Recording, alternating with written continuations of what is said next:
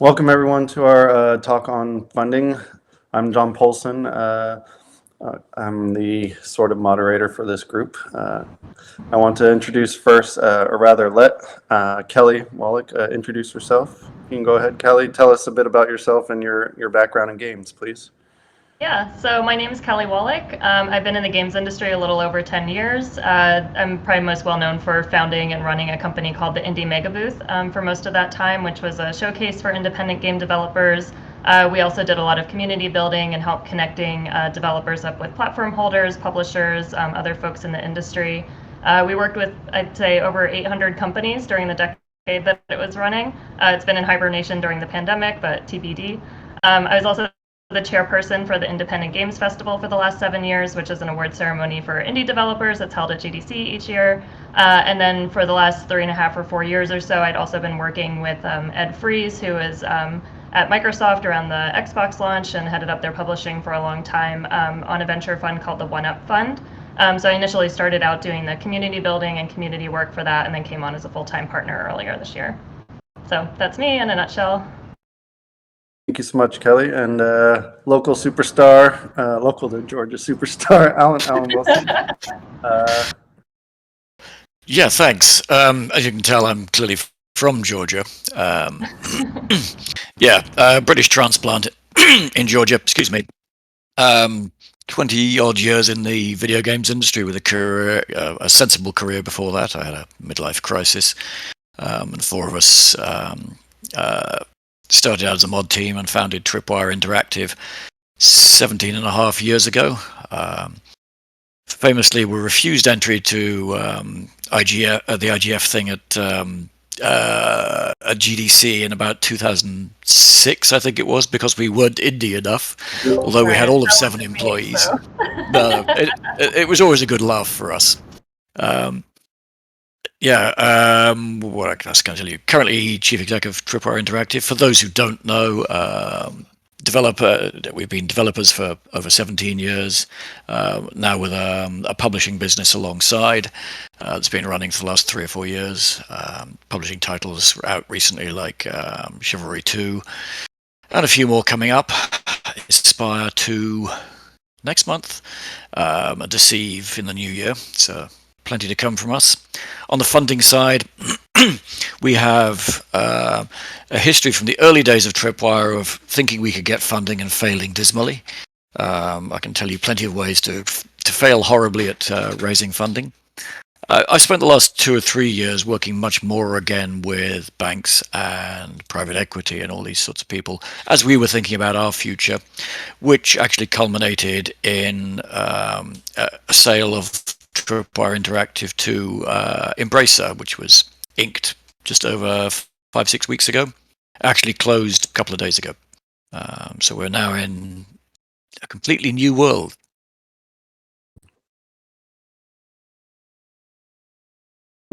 I think you're muted. You've gone quiet, John.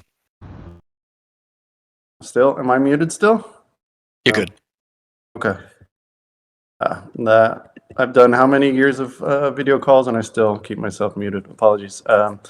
Hi, John Polson. I'm currently with Tencent and their investment.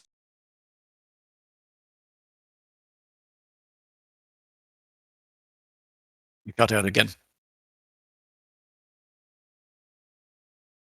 John, I think we lost your audio again. Really? Oh, now it's back. It's weird. Can you hear me? Yeah, now we can. Sorry, guys. Not sure what's happening. Is it going away now or no? We'll wave when you cut out again. Jesus. Sorry. So, anyways, I was saying that I worked or I interviewed Alan Wilson on a blog I was working for a studio back in Boston called Deja Vu Games. That's when I first met Alan, and then for that same studio, I demoed a game at Kelly's first PAX East Indie Mega Booth. So we go way back. After that, I went on to be editor-in-chief at indiegames.com and created a Alt Control GDC, an alternative controller exhibit that's going over 8 years strong. Then went on to Humble Bundle, where I built from scratch the publishing label there. after achieving a top 3 Metacritic portfolio there, I decided to turn towards more longer-term investments and partnerships, where I joined Tencent, where I'm at right now. So thanks everyone for being here. Love to stop talking again and turn the mic to a couple other awesome folks and say, tell me about the options, Kelly, first, that you provide developers for support and funding, specifically what one-up offers that you feel others can't or don't. Yeah, so I mean, there's lots of ways that you can get funding, but for the One-Up Fund specifically, like I had mentioned, it's a venture fund. Ed and I are both partners in the fund, and then we have a fund administrator, so we're a pretty small team. But the way that the fund is set up is that it's basically like community based, and so our goal is to do 50 investments for each of the funds, and we just finished up doing investments in Fund 1 and are working on Fund 2. And so our goal is to really kind of do something similar to what the Mega Booth was doing, like create a community of founders and give people support and networks and access to each other and access to resources. We have a focus on diversity in founders and diversity in genres and platforms, and just creating a very broad portfolio, which is something that Ed had done and learned at his times at Xbox. And it's a good way to kind of spread out expertise and spread out experience and things like that. We only invest in game studios that are making games, so not platforms or tech adjacent things, and that lets everybody kind of be on the same page about what they're doing. So we write pretty standardized check size amounts as well too. We're typically coming in on what would be considered like a seed round or a first priced equity round. And I don't know if we want to get into talking about like the ways that you can get investment and all that. Sorry if you hear airplanes, it's Fleet Week in San Francisco, so there's jets flying over my apartment. So we get video. Can we get some video of it? I don't know if we can see it actually. Sometimes I can see them. There was a really cool formation yesterday of like 6 of them flying around. So we do a standardized check amount. We don't ever act as a lead investor, so we always come on as a follow-on investor, and that lets us do the large amounts of investing that I was mentioning before. So we're really talking to folks super early. We've had some teams that we've invested in that like I personally talked to for 2 or 3 years before we did investment. Ed and I both come from a background of working with developers and working in the games industry, so we really like to stay as like kind of a neutral party to help give advice and talk people through the process. For folks who have been in the games industry for a while, VC is a little new, I'd say, to the kind of funding space. It wasn't something that was always available or very common. And it's also something that there might not be a lot of like kind of literacy around, and it's something I've been learning about over the last few years as well too. So we really like to kind of help like educate people and help like guide them on the process. So we're coming in pretty early and trying to provide as much of like early support, whether that means financially or through the community work or through advising and things like that. So I think I don't want to ramble on too long about it, but I think hopefully that's kind of answered your question. Sure. And Alan, am I muted, by the way, or can you hear me? You're good this time. Awesome. But yeah, I'd love to get your perspective as a publisher. In terms of the Tripwire experience and difference. I was going to say, do you want the publisher experience or the developer experience? The kind of different things, I guess. Yeah. I mean, in the context of, say, someone's got a game or has a pitch and they're coming to Tripwire to partner up, right? Yeah. Thanks. Yeah, I mean, as a publisher, I mean, first off, we make the big point that we're a developer who's been on the receiving end from big publishers, from small publishers, and various hideous attempts from publishers over the years. You could say we feel we've seen a lot of the pitfalls, and that's one of the reasons we wanted to do publishing ourselves. We started self-publishing back in 2009, I think it was, just because we didn't like what was going on around us and felt, we were better off doing it ourselves. Thank you very much. Some truth to that, some definite fallacy to that. Doing the whole retail piece ourselves, no, I'm not doing that part again. Thank you very much. I was the lucky one who pulled the short straw of doing the sales trips to Bentonville, Arkansas. For anyone who's ever had that particular pleasure of trying to sell, I think we were trying to sell Xenoclash to to Walmart. The guy's been buying fence posts the week before, trying to explain the fish gun. I mean, as a publisher, we're looking for, we're looking for interesting titles that have potential, developers that have potential. You talk about how to engage our interest. The easiest way is something playable. We're developers, don't you? It doesn't have to be pretty. We know what grey box looks like. We know what, we've all been there. We've done it enough times. But what we're looking really to get our heads around is, do you actually understand the fun in the title you're producing? I mean, apart from, can you actually do it? Can you actually execute on the idea? We're also looking for, do you actually understand where the fun is? You'll see plenty of people come up with demos and, hey, the art's lovely, and they haven't actually got the combat worked out yet. And you're going, I don't know, can't tell. Come back when you've got something that we can actually that we can actually get to grips with. And then really it's, as far as we're concerned, it's about what support do you need in terms of, everything from, the obvious funding, how much funding do you need to get this game across the finish line? And there's one of those points, and we can debate this one and, looking at all the different sort of funding options. One of the things we strongly encourage developers to do is don't bother telling us what it'll take to scrape it across the early access finish line. We want to know, what's it going to take to finish this and finish it well? Because that's what we're interested in. We're not, at the end of the day, I would hope publishers should be interested in what's the best we can make this game, not what's the cheapest we can do it for, because those two things are not necessarily compatible. They're usually dramatically incompatible. And then it's a question of a combination of money, us supplying our expertise to it. We've been developers as Tripwire for pushing 18 years now. We like to think we have some experience in that field. How can we apply that to it? There's the obvious stuff like, yes, we can sort out QA and localization and ports and little details like marketing and all the first party interaction.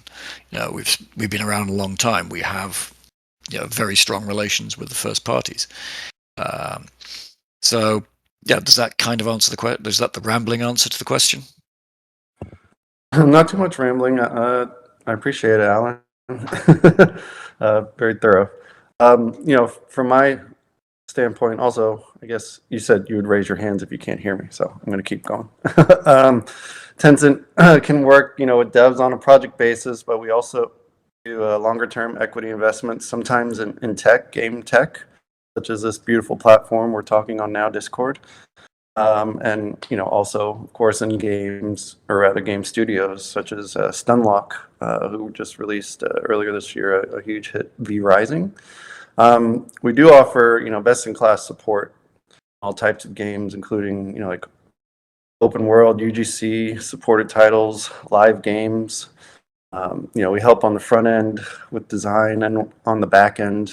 I guess to piggyback on what Alan was saying, about trying to figure out what it takes to get the game out in terms of budget and manpower. We think, that's just the first major hurdle to cross. Once the game is live, and how you respond to your community, as well as how you updates out fast to keep that community happy and growing, is also a really important process that we're pretty well positioned to help with.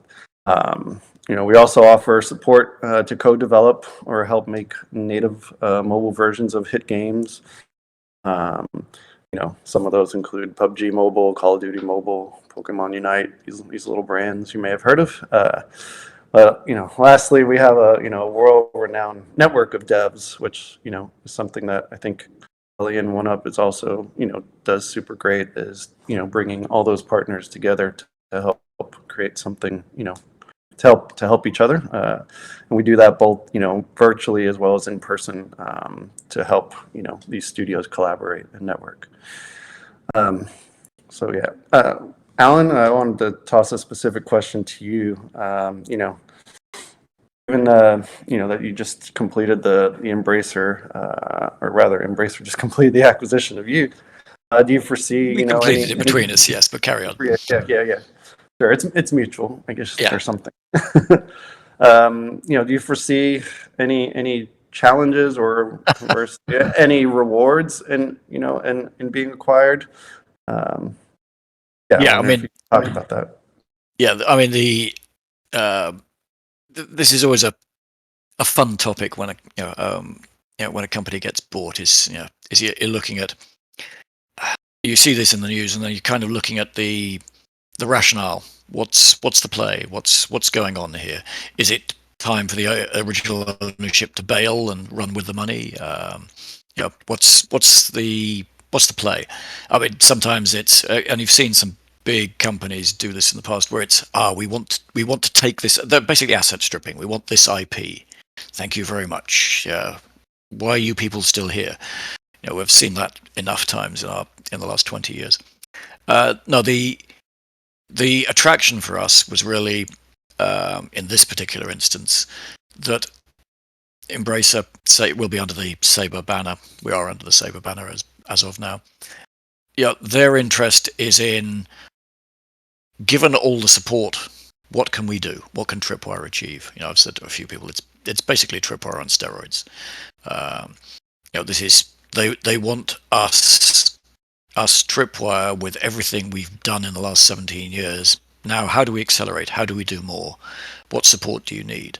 And that's frankly a very attractive proposition.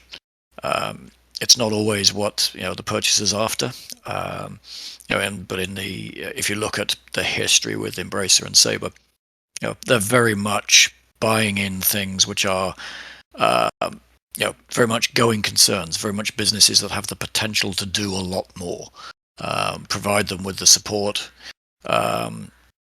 with a very hands-off style, which suits a lot of us as developers, especially you started your own company, you have a tendency to be control freaks, and so we're looking forward to. I mean, we're just going through an exercise, a planning exercise at the moment of thinking about, here's all the things we've wanted to do, and as an independent company where you're having to work off, the profits, the proceeds off that last game you launched are going to drive the next one, and you're working sequentially. Now, if we no longer have to work sequentially, what all can we do? How much can we take on? We can do this and this and this. How much? How do we scale up our management capability, the team's capability, to be able to take advantage of all of that? So that's we go from a way to express it is, developers, unless you have a game that knocks it out of the park ludicrously off the bat, and you do a PUBG or something and shift 100 million units. Those of us who live in a more normal world, it's. I just completely lost my thread. You're cash constrained. The primary constraint is always cash, working capital, if you're being accountanty about it. But how much money can we risk on building the next title? And you're always cash constrained. We have the fun at this moment in time of looking at the fact that, okay, if we remove that constraint theoretically entirely, what do we do? What's that big list of things we wanted to do all this time, and can now we have to pick our way through that and go, we can't actually do everything at once. We just don't have that many people. So what's the sequence? Which ones do we pick off first? What's the most exciting, interesting, profitable, all of those decisions? And we're going through that phase at the moment. And it's going to be, it's challenging and exciting. Flip side, what's the downsides? For the first time in 20 years, I'm an employee. I'm answerable to somebody. That's, apologies to if Matt Karch happens to listen to this. I'm not sure I'm ready for that, Matt. Good luck. I promise to try and behave. The rest of it, we're just in that exploratory stage of we've had all these conversations with the Saber guys over a period of time, while this transaction's been up in the air and trying to get nailed to the floor. And now the rubber hits the road. When we said we'd quite like to do this, no, we mean we want to do this and we want to do it now. Bring us all this stuff we need. And there's that sort of moment of everyone going, oh, good God. Okay, well, we can do this, and we're trying to match, our demands to their capabilities, and it's fun times as we kick a bunch of doors open and explore what can we really do, and then we have to be intelligent about it, as I say, and think about, just because we are no longer as cash constrained doesn't mean we aren't still constrained by human resource. There's just not enough people to do everything we want to do now.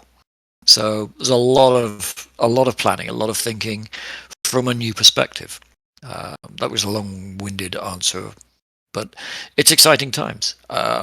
It will be challenging in a new and different way, but the potential is enormous.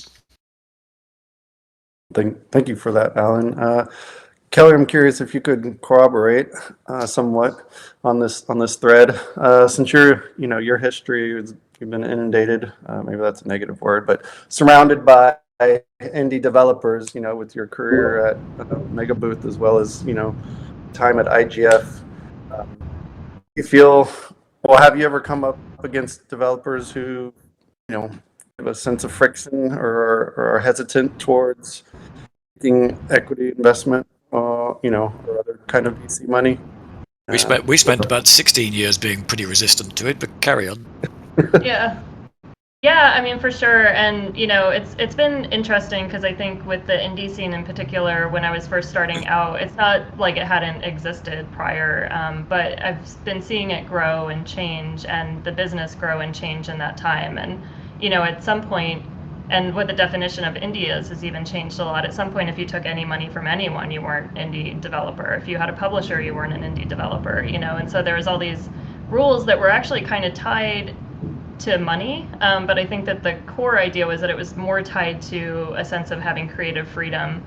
If we want to reference control issues, having control over the company and what the vision of the game and what you wanted to make, because I think there was a lot of, and rightfully so, fear around if you took publisher money or if you took equity or something, that someone was going to tell you how to make your game, and especially if you're kind of on the high art side of the indie game community, like, you don't want to compromise the vision of your game. Not saying that anybody should, but I think it was a concern. One of the things that I thought about a lot early on, and that I still believe, is that if you're going to tie it specifically to taking money, then you start putting people in a situation where only people who have financial privilege can make video games, or people that are in life circumstances where they don't need money somehow or don't need to pay people somehow are the people that are making video games. So in some way, it's kind of like a nice idea, but in the reality of it, if you want to be increasing the types of voices and people and ideas and stories, like, you actually do need to pay people, right? Because you want to be able to get talent and get founders and get visions and games and things that are made from like a variety of perspectives, and not everybody's in a situation where they can forego having money, right? And I think that that's also been a recognition for people as like I said, the industry kind of, and these conversations have been maturing. So I've seen that change a lot, and kind of almost to the other way, where people are really wanting to to compensate people fairly. They have a recognition that it's a business in a lot of ways. If you're going to be running a studio, you can run them as not businesses and as hobbies, or whatever, if you have the resources to do that, and people that want to do that, and that's fine. But to make that the only path to do something creative or independent, I actually think it's like a nice way that the industry has been moving. Aside from that, I think there's also been a change too in how publishers and investors are approaching the games industry. Publishers, I think there was a lot of things that they had to do very early on, like physical distribution, like you were saying, going to a Walmart and trying to convince someone to put your game into Walmart, right? Something like a publisher could do or help you with, or making cardboard cutouts of your character and sticking them into a EB Games or GameStop or something like that. Funding was another thing, marketing, like buying, TV commercials and things like that. And a lot of that has been changing and evolving as you have digital distribution, you have marketing that's more like a Discord channel or the growing community, and now that there's a lot of different ways for alternative funding, so you have investors coming in, you have things like Kickstarter, crowdfunding, grant programs. Some countries have like arts programs and things that you can get money from. So I think publishing has been evolving, and there is a big like uptick of indie publishers, so indie studios that were doing well, and then we're doing publishing. And then, in the last few years in particular, I think the VC space has really been expanding into games. When Ed and I were first starting to work on this, it was a little weird in the VC space that we would invest in content specifically. It was seen as kind of risky. And now I think it's a lot more common, and there's a lot more games funds. I mean, there's well-established games investment funds that have been around for a long time. There's definitely more of it now, and a lot of people coming from the game space and working at these places, and they bring with them like the knowledge and understanding of what developers need or what they might want, as opposed to, I think, what it felt like when I was first starting out was a little bit of a misunderstanding of what games and how you make money off of it, how it works. It's more akin to like a movie or something than it is to like a product or something, because it's this big, long creative process that needs a lot of upfront capital and will maybe pay off at the end. So anyways, that's again a long-winded way of saying that I think that there's so many pockets and so many areas of the indie scene, but I feel really passionately about how important it is to just like get money to lots and different kinds of people so that they can like get access into making something like this, because like I said, it is a lot of upfront capital, it's a lot of time, it's a lot of resources, and to expect people to do it for nothing just, I think, really actually in the end like stifles the creativity of the industry. So my understanding is that the sentiment of the rest of the industry is kind of coming along with this as well, and because there's a lot of different options and kind of like competition, I guess, in a way, on how to get funding and how to publish and how to do all these things, I think developers actually have a lot more options now than they ever had before, which to me is a good thing. Pick up on a couple of things you said, Kelly. Yeah. I mean, there's a couple of ones that we almost need to get out of the way, which is the evil word money. Yeah. I mean, I joked at the beginning about us not being indie. We started a company, I think, with $34,000 and managed to get a game out the door. And at the end of the day, if you are going to do this sustainably, as in more than once, you have to generate enough funds, enough cash, enough capital to do that. If you intend it to be, let's say, sustainable and do it, and repeat the process.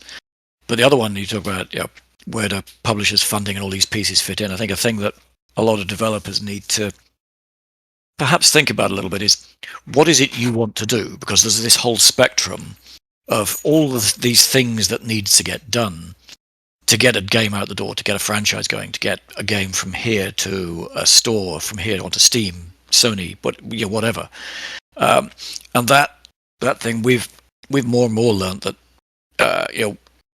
for some developers, to your point, they just want to do the art. They want to build a game. Thank you very much.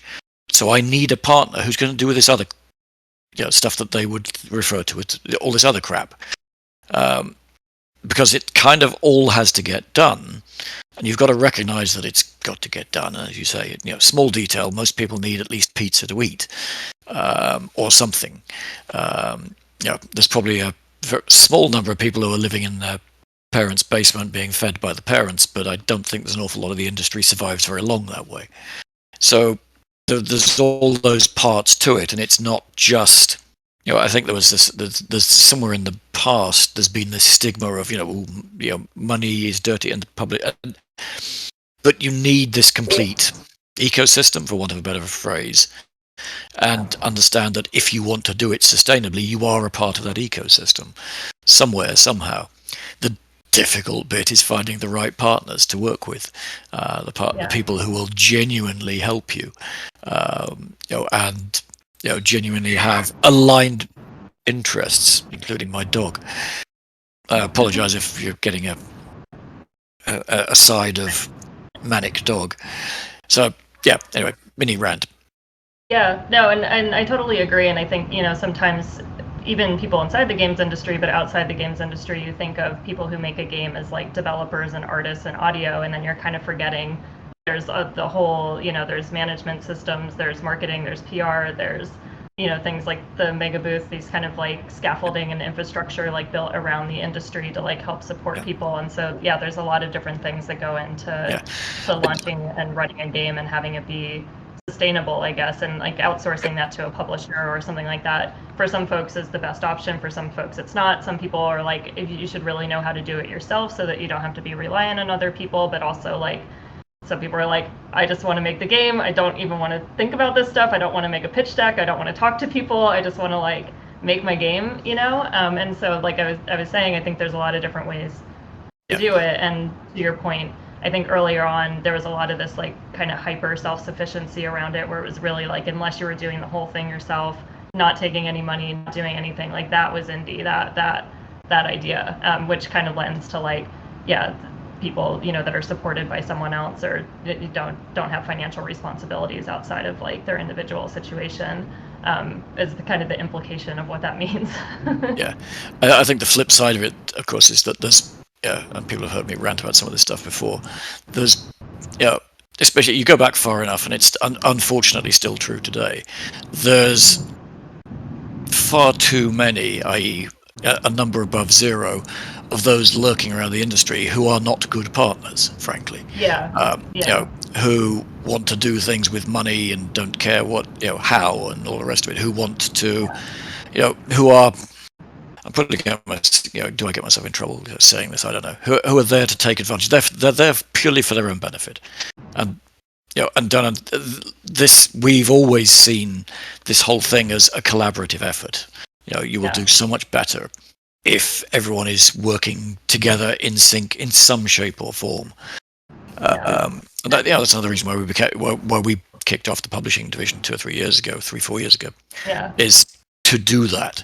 Because we've I alluded to it at the beginning. We've been around enough of those who you're just going, afterwards you feel dirty and you just go, and unless someone really finds a reason why I have to, I am not doing business with that person ever again.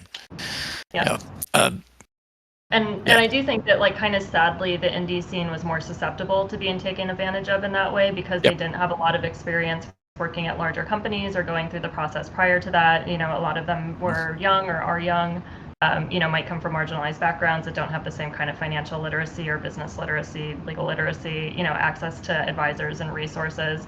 And so that was something that, the mega booth, I think, would try to work on and help address as well. Like when we would work with a sponsor or partners or publishers, like we would literally look over their contracts to like make sure that the deals that they were doing with teams were appropriate before we'd like agree to do work with them. I think that's also the other power of, like you said, of being very collaborative. And I still believe that that's like, it's very prevalent in the games industry for everyone to talk to and help and support each other. And it's especially true in the indie scene because you're pretty isolated. You don't have a lot of internal resources. And really the only way that you can kind of gut check on what's going on or get help and support is from your peers and other people in the community. So I think that can be like incredibly powerful, and it's done a lot of good where like bad actors come in, but I think it kind of makes the rounds pretty quickly where people are like, okay, don't work with them, or it's not okay. It definitely still happens, and I won't. Anyways, it definitely we won't name names because Andrew should cut us off quickly. Happens.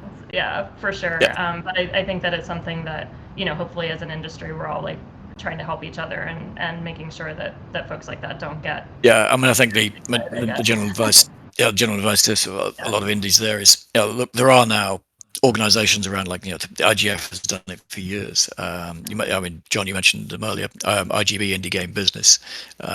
There's plenty of organizations, GDDA, say we're sitting here, who you can, turn over for assistance, for safe opinion.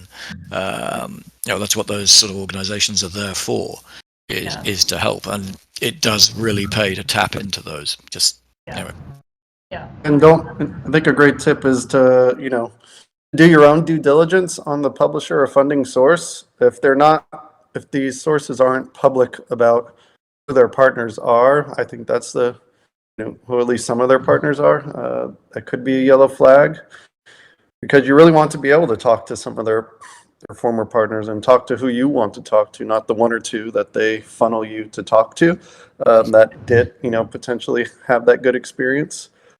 Have that conversation with that other developer, and ask all those difficult questions. How did, Yep. What were the strings attached with this money? Did you get in writing the support, that you sought, and did that, funding source or publisher actually deliver on those promises? Yeah, Those are all, really that's important questions to ask for the, beyond just asking for money. yeah. I mean, they're very important questions to us. I think they're difficult questions to get sound answers to. I mean, to Kelly's point, having someone like IGF at least turn through a contract and just look for the big red flags, or that sort of thing is important. I mean, because otherwise you then get into the whole, how many different contracts do I have to spend? God knows how much money paying some lawyer to churn through. That gets expensive fast. Speaking of big red flags, I'm kind of your brains on IP rights, which I kind of seen to come back in the style for publishers and other folks to ask for. My response to that is unprintable, but carry on. Let the sane people talk first. Yeah, I guess, as someone who's, well, I don't know if I'll qualify myself as sane, but rather as someone who's never created, my own game IP, might be a little biased, but in that, I would say it depends. In an equity-based investment, in those that I do, with Tencent, IP rights aren't what we really ask for, or what I can say I don't ask for them. I do know some publishers, indie, up to AAA, do ask. Game budgets, continue to increase, and I think that's allowed them to kind of slip back into play. But I think the more important question to ask is, the division of labor towards this IP. If it's just money, that seems a little hard to swallow. But if the publisher instead is adding, a lot of tangible support to take this core concept of yours into a full-fledged game or service or something that is bigger than you could have done on your own, then perhaps, a joint ownership of the IP or something other than. Is there such a thing? Right. It does get to be a little bit sticky about who owns what. So that's why I think it does come down to asking, to get in writing just as much, in as much detail, who is doing what in this project, because it's not just about, prototyping and hitting the ship button. There's so much else that is involved. So unfortunately, I'm trying to dance on both lines and say on both sides and say it depends, because I do think it does, but it really is incumbent upon on you, the developer, to make sure you're not giving up too much for too little. And I do think that just straight up money is not enough, because there are so many funding options these days that would be a little bit more developer friendly. But Kelly, while we let Alan percolate on. Yeah, I mean, I feel like I don't have as strong opinions as maybe most folks might have, but I think from an equity investing standpoint, you don't want to give your IP rights away to anybody, because a lot of the value of what an investor is going to see in your company is the IP of the games and the things that you're creating. So if you ever plan to take equity investment, just don't give up your IP rights, because that's a super valuable thing that is going to make your company less valuable to an investor and less likely that they're going to want to invest in it.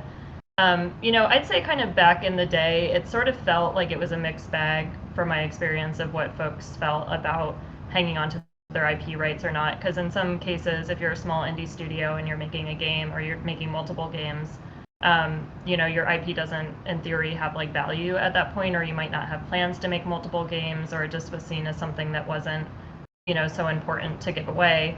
And there weren't too many known IPs in the sense of like in the indie game space. I think that that's changed a lot, and I do I think kind of skew a little bit more now on my idea that like holding on to the IP as much as you can is a good thing, because if you can create something that has value around that can have an incredible amount of value, and in some ways, you know, be one of the most valuable things that your studio is going to have at some point, aside from, you know, like the talent and the company itself. So yeah, you know, like what John was saying, I think if you are planning to give it away, like have a good reason and a lot of compensation or something that feels right, or, you know, just think very heavily about it, because even though it might not seem like it's valuable now, it could be in the future, right? So especially with more cross-media stuff, I feel like there's a lot of you know, like entertainment and film and movie, TV show kind of the like folks like looking to take the IP and do something with it outside of the games industry. And so there's also kind of people external to the games industry that are interested in having access to IP. So now like your IP that might not maybe have value, or that you're not thinking doesn't have value in the games industry, might have value externally. So I think there's more opportunities and more people looking for IP than there was in the past. Now I'm curious to hear the insane. Give Alan 2 minutes. As the opposite of sane. You're not going to get this in 2 minutes, Andrew. Okay, deep breath. Couple of points I'd make. First off, if you are interested in the value, can you hear me? Because everything else cut out just for me. Okay. First off, if you intend your company to have value, and for example, to sell your company or anything else, to have Tencent invest in your company, the only thing of value you have, the only thing, is your IP. Your time is worth nothing. Your ideas are worth zero. Your IP, what you have done, what you have executed on, is what has value. Point one. Point two, if you're in a publishing deal and you sell your IP because you want to build a game, it's not your game. You're not building your game. You're building the publisher's game at their behest. You have handed off your control because it's their IP. And if you do that, your creative control, I mean, there may be interesting words in the contract, but ultimately it is not yours. So keep those 2 points in mind. You know, to John's point, my personal view, I would never, ever sell our IP. We've been 17 years down that route. I would never, as a publisher, never, ever ask for your IP. If you have a desire to sell it for some reason, we can have that discussion, but I will not ask for it. Because, as I say, that's the value of your company. That is yours. That's the only thing of value you have. All your time, all your engineering, all your art, everything else, I don't care. That can be repeated. That IP is what holds the value. I mean, there's lawyers here who'll give you arguments and all the rest of it, but at the core of it, that's what has the value. And the control rests with the IP holder, ultimately. If you're in a deal with a publisher and they don't like what you're doing and you're bickering about, you know, do we really need monsters in Bambi meets Godzilla? You know, you're not going to win. You know, you have handed off ownership entirely. Was that a 2-minute version, Andrew? So great 2-minute version. So the summary there is, to John's point, if someone wants your IP, it's got to be worth all of that loss of control, loss of ownership to you, and you better have a damn good reason, because think what you're giving up. John, do you want to argue with me? I don't want to argue, but I feel like there is value when looking at a studio beyond its IP, and if you're savvy, like what? If you're like the people that in fact are creating it, and some equity investments or acquisitions do take that into account, and incentivizing those creative leaders and technical leaders on that IP to stay after the acquisition. Oh yes, because they have they have the expertise in that IP, and they can execute on that IP, not because they're a great engineer. Yeah. I mean, it's a company that has no IP that you buy, a service company. What are you going to pay for that? You're going to pay beans for that. Right. Yeah, but I didn't want all the developers here to feel like, because I do think there is some intrinsic value that they bring, at least when coupled with their IP, depending on who's offering to purchase or invest in you, may surely not have any ability to do anything with that IP, and they, it would behoove them to keep you, the developer, working and motivated. So, definitely feel free to ask for some value attached to yourself as well, is all I would encourage. Yeah, I mean, my rant about, is because I've had this conversation with developers where they go, I don't want to show anyone my idea because I think I did this when it was still SPSU before, which dates it. 120 programmers in the room, me pontificating about whatever it was, and that came up about our ideas, and I said, hands up in the room, everyone who's got an idea for a game. There's 120 people in the room. I swear over 200 hands went up. You go, sorry, your idea alone is worth nothing. Unless you're Warren Spector. It's you've got an idea. Can you execute on it? Do you actually understand what that idea is? What you can deliver with that idea? Do you even understand where the fun is? Can you make that idea into something that is actually meaningful to a potential customer base, to people who will play it? So people have to be very, very careful about where the value is in all of this. To your point, they had to be very, very clear that, and I know a couple of companies recently that have taken that step of selling, of giving up the IP, and I use the phrase "giving up" advisedly. But you've got to be in my mind, you've got to be extremely clear as to why you're doing that and what you are getting for it. It may well be. I mean, I can think of examples where a developer's going, look, I just want to actually develop stuff. I don't want that responsibility. Fine. But make sure that whatever your rationale is a very conscious decision. And it's not, the developer asked for the IP. Ooh, well, if I'm going to get our money, I guess I kind of have to cough up. Yeah, you gathered the reason for the rant is we bumped into this one. I can say this out loud because the company went away a very long time ago with Midway in 2005.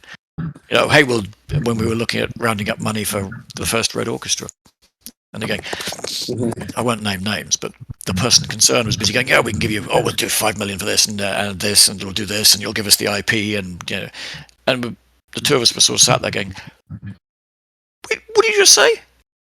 And we were both relatively new to the games industry, John and I, and looking at each other going, we need to think about this. What does this actually mean to us? And we thought about it afterwards and talked to, actually it was Tom Biscaglia, some of you no doubt know, and talked this through and realized at that point they kind of own us, and is that where we want to go? This was a long time ago and things have changed, but yeah, it's a sore topic for me.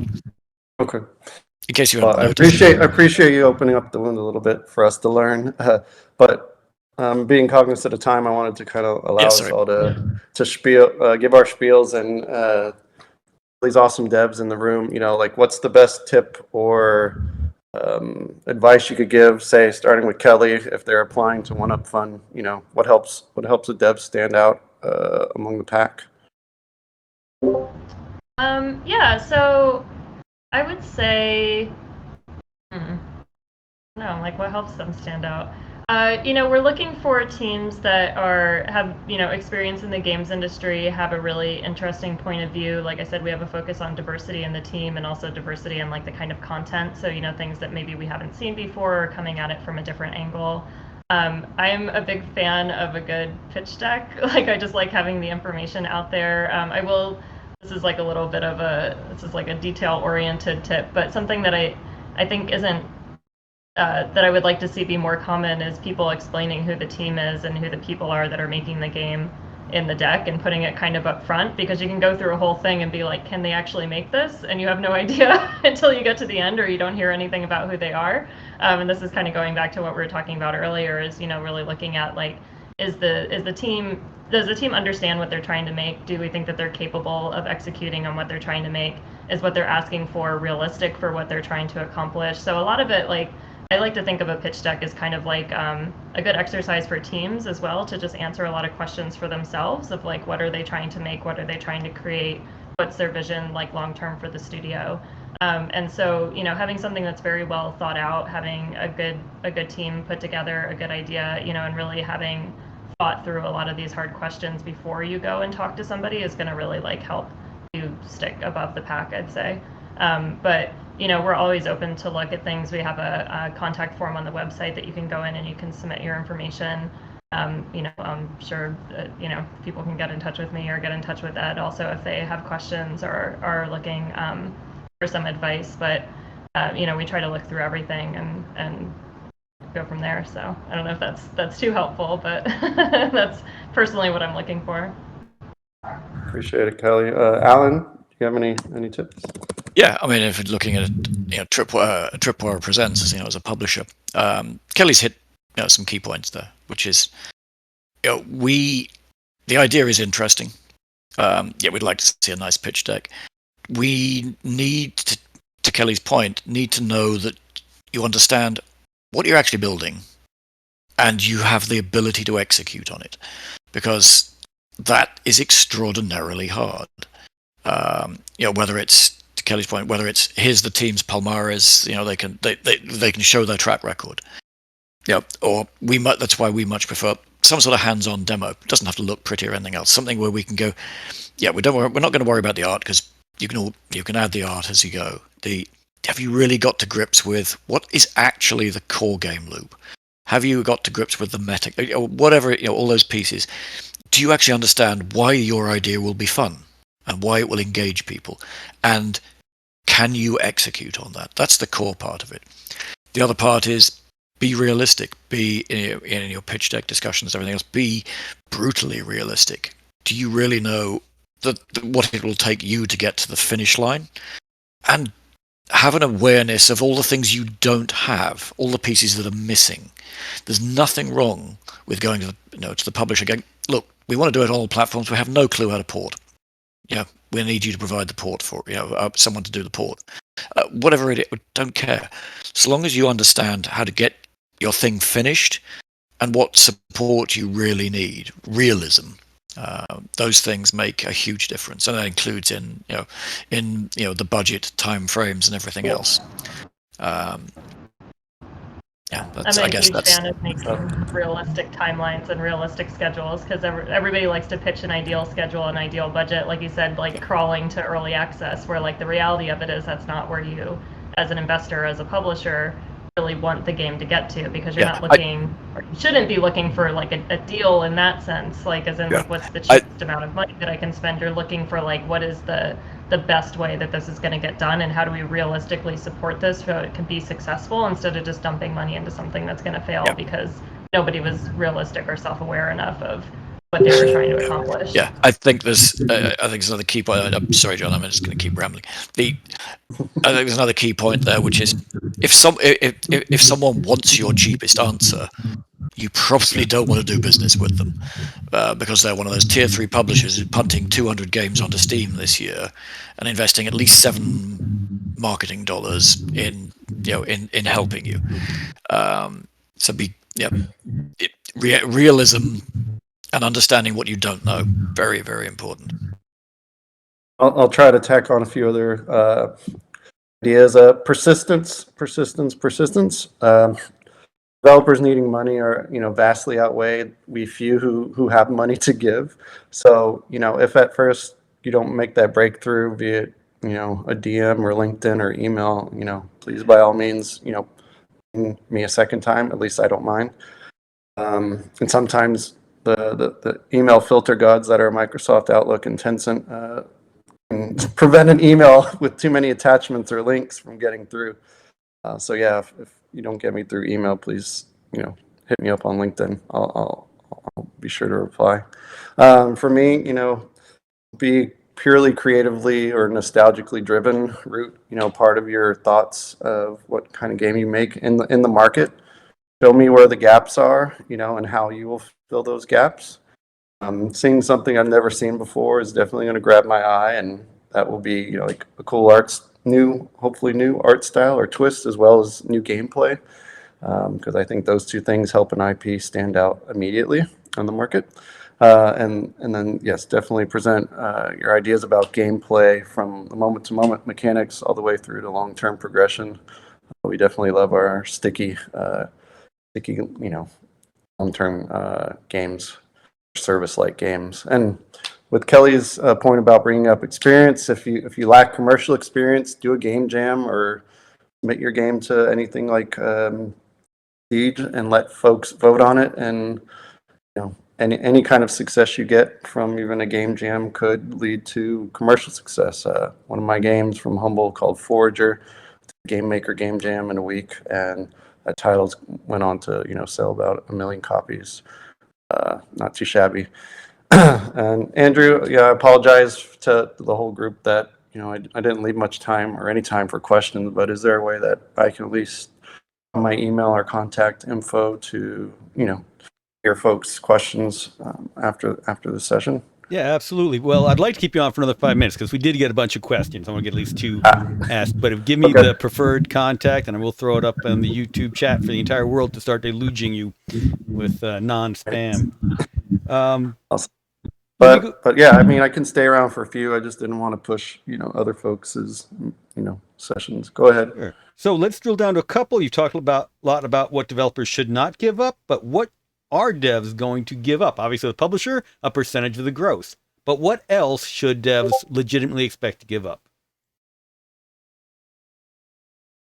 I would say, in a publisher context, debate, certain rights to sequels, DLCs, and whatnot. Publishers will definitely be hungry to be able to continue that work on that game, especially if it did well. Conversely, you as the dev, make sure that's not locked up in perpetuity. Make sure the publisher sets an adequate timeline to be like 30 days or something to evaluate, to say whether or not they will actually fund and continue the IP and sequels. If within 30 days they don't decide they want to work with you on the sequel, then you should have the rights. You should argue for the rights to get that game back and continue it forward. Let's see. Yeah, there's other issues, around rights of first negotiation and refusal that I'm sure Alan could touch on as well. Beyond those, make sure if your publisher asks for all platform rights, that they can actually deliver on those platforms. And if not, again, make sure there's a caveat to get those rights back if the publisher doesn't deliver on a certain time. So that they ask for mobile rights and they have no intention or ability to publish a game on mobile successfully. Yep, I'll let some others chime in. I'll just pop in real quick on a kind of equity investment thing. So, it's in the name, like they're going to ask for equity in your company. So you want to think about in the long term, like how much are you planning to raise and how many rounds are you going to do, so you can kind of figure out the math to try and keep that you have at least a majority control of the company. But primarily that's what investors are going to look for. Some strategic investors or investors globally might look for things like maybe they ask for publishing rights and like in China or something, or things like that. But you kind of want to be leery of giving up too much early in an equity deal, because that's going to kind of box out potential acquisition and potential investors later on. So earlier on, you don't really want to be giving up much. Something that I also didn't really realize until I got into this is that like investors aren't taking any of your profits, essentially. Every deal is different, but like the way an investor gives you money and then they don't really make a return on the investment unless your company gets acquired. So it's not a case like how a publisher is, where you're giving up a percent of your royalties or a percent profit in the company, or however you have it set up. They are getting a percent of the sale of the company, and that's also something that they're going to look at. But it's just something to keep in mind, is that like if you have equity investment, if your games are profitable, you're not like giving that up to somebody essentially until the company is acquired. So I just kind of wanted to put in a little note on that was news to me. Yeah, Kelly's absolutely right. I mean, publishers, we want to share revenue with you. We don't want a piece of the company. Investors, they want a piece of the company. They have no interest in the revenue, except in how it increases the value of your company, which is now back to my point about IP and the value of your company. So if you're going that anyway, I can't resist. Sorry, John, to your point about rights of first refusal, last match, all this stuff. We actually spent the last couple of years reviewing our publishing contracts from the perspective of us as a developer. What would we accept? So we no longer put in anything about sequels or anything else. If your game is a hit and you do a sequel to it, congratulations. If we worked together really, really well, I hope you come back to us and say, hey, let's do that again. But we take the view as well that, hey, we did a thing together, it was a complete nightmare, and we hate you. Why would we force each other to work together again? It'll be another nightmare. We're not that cash hungry. We probably should be, but there comes a point where, no, it's not worth it, for either for the developer or for the publisher. So all of that, it is very common, and I know, and pretty standard that, rights of first refusal, last match, whatever it's described as in the contract, is there for sequels and things like that, and for DLC. We do attach everything to that game. So we're looking for all the rights around this one piece. Which means if you're doing monetization, DLC, if you do merch and things like that, we want it to be a complete package. But that's it. It's one complete package. In terms of other things that developers would give up to a publisher, I mean, basically, I'm struggling to think of anything. I mean, in our case, we want to work together to make a bunch of money together, so that you can go and make another game, and so that we can invest in more games. That's kind of the rationale to it. We don't want to take control of the game. We're not interested. Well, I make the point that we will give developers feedback, and you are required to respond to that feedback. Don't have to like it, don't have to action it, but we want to know. If we say we want this, we think this is horrible here, and you go, but that's key to our game. It's your game, it's your call. We're trying to help you build the best possible game, but we may get into heated arguments over beer about what's the best way to to handle movement in VR or something. I don't know, but it's your game. And as you gathered, I'm a huge exponent of developers starting from the point of give up as little as possible, for as much as possible. But at the end of the day, if you want it to be a good, solid working relationship, and a publishing relationship is going to last a long time, you also want it to be a good relationship for everybody, the classic win-win scenario. All right, excellent. And Kelly touched on our second question. So I appreciate you hanging out a little bit longer. How important is the international appeal of a game as opposed to just the developer's domestic audience? And secondly, if it is important, how can a developer demonstrate that to you? Yeah, I mean, I would say, the global market is big, right? It's an obvious thing to say, but, it's nice to have appeal for your game in multiple markets. I think it really kind of depends on what you, as a studio, what your goals are. If you're going to partner with a publisher or an equity investor, what their goals are, as far as like scope and scale of things. It might be something that it's like, okay, we're never going to localize it and we're not going to distribute it in these regions, and you can just be fine with that. There are some regions in the world that are pretty difficult, if not quite impossible, for Western developers to just do on their own. So you may need to have a partner or look for a partner to do publishing rights, globally and in other locations. I think that as far as like showing that, I don't know if it's something that I see focused on like specifically. I think it's kind of implied a lot of times, or if you want to talk about where your regional markets are, I think it's probably a little more divided for mobile, just because of the way that mobile, is distributed and run in different markets and stuff like that. But, if you're going on console, like they have entire departments and markets and stuff, that work on like putting your game out into different markets that you just kind of do by going through working with, Sony or Nintendo or Microsoft or one of those folks. In PC, it's a little similar too. There's kind of a handful of places that you can distribute your game at that will be available in a variety of regions, and whether you localize for that or, like actually localize the language or like culturally localize for different locations, I think is kind of up to the scope and scale of what the team wants to create. But I wouldn't kind of like just write off, putting your game out to a bunch of people, because the more people that play it, the better, right? I would interchange international ambitions with ubiquity. If you're really up for the task of making cross-play, cross-platform game, and if you want to figure out how to lower the barrier of entry, which in my mind, free to play, as stigmatized as it might be in some places, that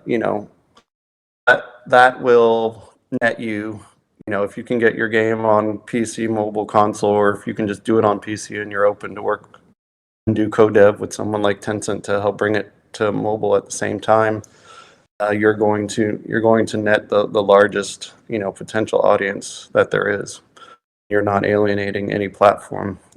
There is a challenge and an art to designing non-intrusive free-to-play monetization, and that's got to be a different topic for a different time. But I just would point you to stuff that's even outside of our purview or outside of our portfolio. The Genshin Impacts and even the Diablo Immortals of this time, as heated as some folks got with some of these titles and their monetization strategies. They're killing it, and they both launched pretty much the same game on PC as well as mobile. I think that is how in the future you'll reach the largest potential audience. Yeah. And yeah, to Kelly's point, I mean, you talk about partners. I mean, China is an obvious market that's huge, but very difficult for Western developers to pitch at. And you've got one of the John represents one of the largest Chinese partners in the market. So there's a go talk. I'm pointing at the wrong the person to talk to. Yeah, but it is a key point. We tend to find that the world is very global now. Yes, localization, other things like that. We don't tend to take or attempt to take a view of how do we make this product more global, or is this a product we're going to focus on the Chinese market, because we don't have that expertise. Like we don't have the expertise in free to play, for example. And to John's point, that's a 2-hour topic in its own right. Yeah.